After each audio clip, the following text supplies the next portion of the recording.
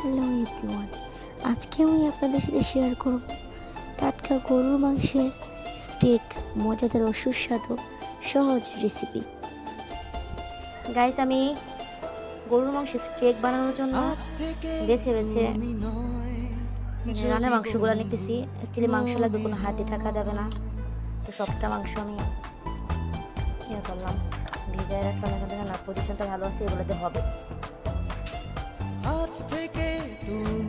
আপুরে যদি বন্ধু মনে হয় মাংস সাইড লাগবে, এগুলো আমি স্টেক বানাবো।